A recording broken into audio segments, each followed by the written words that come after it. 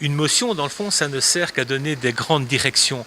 Et on l'a fait ici en étant clairement hostile à toute une série de mesures qui sont reprises dans le TTIP, comme notamment la suppression des barrières douanières, la remise en question des services publics et également eh bien, des tribunaux civils et privés. Bref, tout ce qui est absolument imbuvable. Ça a été fait à la quasi-unanimité et c'est bien. Mais maintenant, en tout cas, ce qui va se passer, c'est qu'on va travailler dans chacun de nos secteurs, dans chaque institution, pour voir exactement là où on pourrait être impacté par cette politique du TTIP. Je pense notamment l'Observatoire de la santé. Vous savez, toutes les campagnes qui sont faites contre la cigarette pour la santé, bien, des multinationales pourraient demain, si le TTIP était d'application, se retourner contre l'Observatoire de la santé, contre la province, pour demander des dédommagements en vertu des politiques qui sont menées. Donc, c'est des choses qui nous concernent extrêmement directement.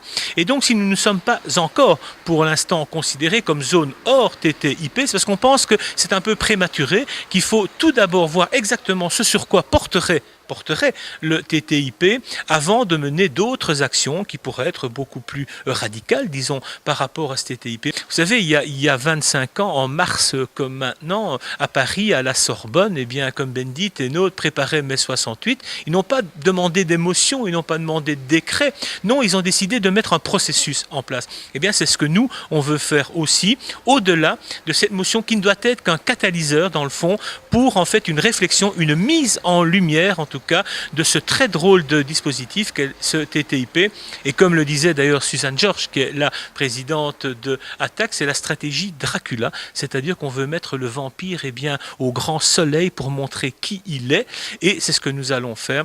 Et c'est donc en tout cas le début d'une campagne qui devrait prendre de l'ampleur, je pense, dans les mois et dans les années à venir.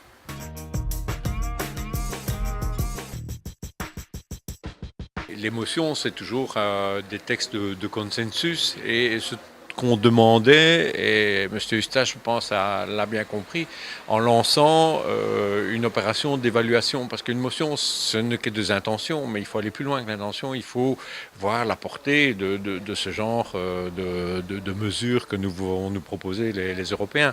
Et donc c'est en ça qu'on s'est un peu abstenu, parce qu'on estimait que la motion ne portait pas une résolution, donc ne portait pas vers une action, quoi. On est d'accord sur les tenants du texte, sur la mise en garde que ce TTPI va mettre à mal tous les services publics.